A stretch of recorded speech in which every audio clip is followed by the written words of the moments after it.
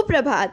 किसी भी देश की प्रगति में सबसे बड़ा हाथ होता है उस देश की सरकार का, और ऐसा ही उदाहरण दिया लाल बहादुर शास्त्री जी ने।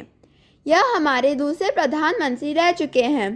9 जून 1964 से 11 जनवरी 1966 तक लाल बहादुर शास्त्री हमारे देश के प्रधानमंत्री थे, जब उनकी दुर्भाग्यपूर्ण मृत्यु हो गई। हालांकि इन 2 सालों में ही उन्होंने बहुत कुछ कर दिखाया।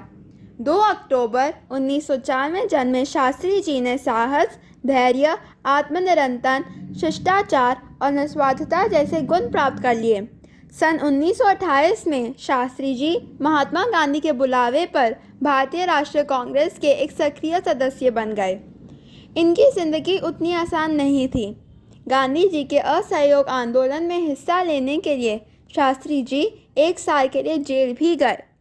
लाल बहादुर शास्त्री ने भारत के प्रधानमंत्री चुने जाने से पहले विभिन्न पदों पर कार्य किया था। भारत की स्वतंत्रता के बाद शास्त्री जी उनके गृह राज्य उत्तर प्रदेश में संसदीय सचिव बन गए।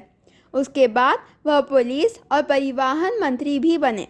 परिवहन मंत्री के रूप में वह महिला कंडक्टरों की नियुक्ति करने वाले पहले व्यक्ति थे। फिर वह बने स्वतंत्र भारत के दूसरे प्रधानमंत्री। इन्होंने प्रधानमंत्री बनकर बहुत कुछ किया।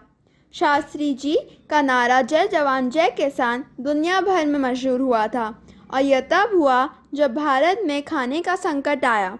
तब शास्त्री जी ने भारत की जनता से अपील की कि वह किसान का सहयोग दें और खाने का कम सेवन करें। उन्होंने व्हाइट रेवोल्यूशन को बढ़ावा दिया। दूध के उत्पादन और आपूर्ति को बढ़ाने के लिए यह एक राष्ट्रीय अभियान था।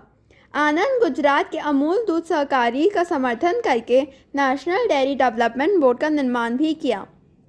शास्त्री जी का निधन 1965 के भारत पाकिस्तान युद्ध को समाप्त करने के लिए शांति संधि पर हस्ताक्षर करने के एक दिन बाद 11 जनवरी 1966 को उज़्बेकिस्तान में हुआ था। मरणोपरांत इन्हें भारत रत्न से सम्मानित भी किया गया। भारत को ज़रूरत है तो ऐसे निष्ठावादी और मेहनती नेता की।